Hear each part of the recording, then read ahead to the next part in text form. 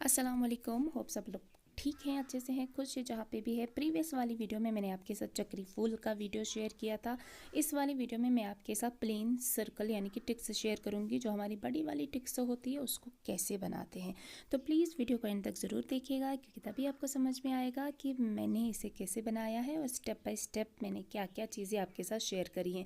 तो जो कि प्रीवियस वाला हमारा वीडियो था उसमें मैंने आपको जो चक्री फूल है हमारा दुबरग वाला, उसको बनाना सिखाया था स्टेप बाय स्टेप। और आप में से काफ़ी सारे लोगों ने प्रैक्टिस शेयर भी करी थी। तो चलिए, बहुत अच्छी बात है आप लोग प्रैक्टिस कर रहे हैं। यहाँ पे इसे बनाने के लिए अगेन मैं वही चीज़ बोलूँगी जो कि मैंने प्रीवियस वाले वीडियो में शेयर करी थी, यही कि अगर आपके पास इस तरह का डिज़ाइन है, आप चाहें तो सेपरेटली इसका तिल्ला काट के डायरेक्टली सर्कल बना के अगेन फिर तिल्ला काट सकते हैं। लेकिन मेरा ये नेक का पैटर्न है और मेरा डिज़ाइन जो है वो इंटरलिंक्ड है, यानी कि एक दूसरे के साथ कनेक्टेड है। तो जो आपको प्लेन लाइन दिख रही है वो नल है, उसे हम तिल्ला वाली लैंग्वेज में नल बोलते हैं।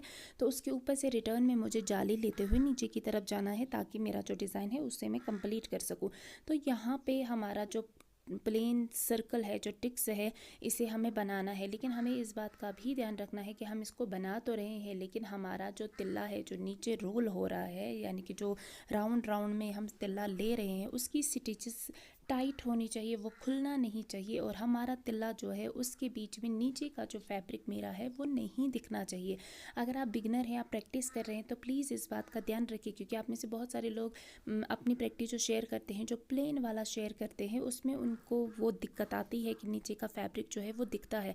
तो आपको ध्यान रखना है कि आपको नीचे का फैब्रिक ना दिखे, इसलिए आपको एक तिल्ला लाइन को दूसरी तिल्ला लाइन के करीब, बिल्कुल करीब क्लोज अटैच करना है और अच्छे से स्टिचेस देनी है, ताकि तिल्ला खुले ना। और जो हमारा टिक्स होता है, जो हमारा प्लेन काम जब हम तिल्ला का करते हैं, तो उसमें हमें इसी बात का ध्यान रखना होता है कि हमें जो स्टिचेस है वो बहुत अच्छे से देनी है, बहुत क्लोजली देनी है, ताकि हमारा तिल्ला बिल्कुल भी उखड़ा उखड़ा ना दिखे। यही रीज़न होता है कि आपका तिल्ला जो है वो दिखता है, यानी कि हट जाता है या फिर नीचे फैब्रिक दिखता है। उसका रीज़न है आप स्टिचेस सही से नहीं दे रहे हो। तो स्टिचेस बहुत अच्छे से दीजिए। तो जो हमारा ये प्लेन टिक्स होती है, अगर ये दो साइड से आपको है, यानी कि एक साइड से भी है, फिर लेफ़्ट या राइट दोनों साइड से है, तो एक तरफ क्या होगा कि हमारी जो जाली है टिक्स की वो ऊपर की ओर आएगी, और दूसरी साइड से हमारी जो जाली है यानी कि दूसरे सर्कल की वो नीचे की तरफ आएगी। लेकिन मुझे जाली चाहिए थी नीचे की तरफ, इसलिए मैंने अपने सारे सर्कल्स की जाली जो है वो अंदर की तरफ ली है। नीचे से मेरा मतलब है अंदर की तरफ। अपवर्ड डाउनवर्ड जो होता है, मैंने डाउनवर्ड जो जाली है वो ली है। तो प्लीज़ आप इस बात का ध्यान रखिएगा। अगर आप बिगनर हैं, आपने किसी के पास नहीं सीखा है, कंफ्यूज नहीं होना है। हमारी जो टिक्स होती है, जब भी हमारी टिक्स इंटरलिंक्ड होती है एक दूसरे के साथ में, तो अगर सेम टू सेम एक ही जगह पे दो हैं, तो भी यही चीज़ होती है कि एक की जाली अंदर की तरफ आती है, एक की जाली बाहर की तरफ आती है। लेकिन अगर आपको पसंद है कि आपकी जाली बाहर की तरफ ना आए या अंदर की तरफ आए, तो आप चाहें तो दोनों को ही सेम कर सकते हैं, अंदर की तरफ ही ले सकते हैं या बाहर की तरफ। तो यहाँ पे मेरा जो डिज़ाइन है, इसमें गिने चुनी जो टिक्स है वो थी, तो कुछ में मैंने चक्री फूल डाल दिए थे, तो इसलिए मैंने यहाँ पे इसकी जो जाली है उसे अंदर की तरफ लिया है। आप चाहें तो इस जाली को ऊपर की तरफ भी ले सकते हैं। तो आपको इसको फिर दूसरे साइड से स्टार्ट करना है, यानी कि मैंने जो इसे स्टार्ट किया है, मैं इस साइड से इसे स्टार्ट कर रही हूँ ताकि मैं इसे अंदर की तरफ ले सकूँ, यानी कि मैंने लेफ़्ट साइड से स्टार्ट किया है। अगर आपको यही जाली ऊपर की तरफ अपवर्ड चाहिए, अपवर्ड डायरेक्शन में चाहिए, तो आप इसको यानी कि राइट साइड से स्टार्ट करके ऊपर की तरफ कर सकते हैं। तो आप अपना राइट लेफ़्ट प्लीज़ देख लीजिएगा, मेरा राइट लेफ़्ट नहीं दिखेगा, क्योंकि मेरा राइट लेफ़्ट मुझे पता है ये राइट लेफ़्ट है। तो आप जब बना रहे हैं तो आप खुद का राइट लेफ़्ट देख लीजिएगा कि ऊपर से किस तरफ आएगी और नीचे से किस तरफ आएगी, क्योंकि काफ़ी सारे लोग जो होते हैं वो लेफ़्टी होते हैं।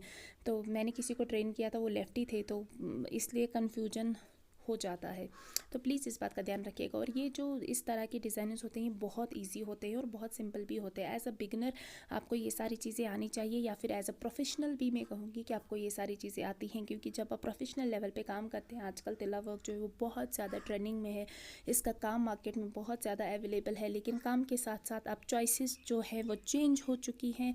अब बहुत डिफरेंट चॉइसेस आती है। अब बहुत अलग अलग लोग जो हमारे पास सैम्पल आते हैं वो बहुत डिफरेंट होते हैं। मुझे पर्सनली लोग बहुत अलग तरीके के सैंपल देते हैं कि ये पिक्चर है, हमें सेम टू सेम यही चाहिए। तो अगर आप एक्सपर्ट नहीं है, अगर आपने बेसिक्स अच्छे से कवर नहीं किया है, तो आप ये सारी चीज़ें नहीं कर पाएंगे।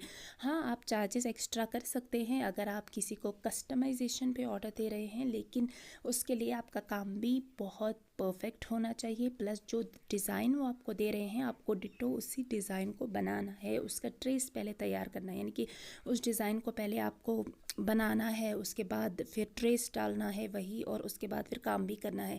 तो ये सब सीखने के लिए आपको बेसिक्स आना बहुत ज़्यादा ज़रूरी है। तो जितना ज़्यादा हो सके उतनी ज़्यादा बेसिक्स की प्रैक्टिस कीजिए, तिल्ला वर्क को समझिए, क्योंकि ये भी एक आर्ट है।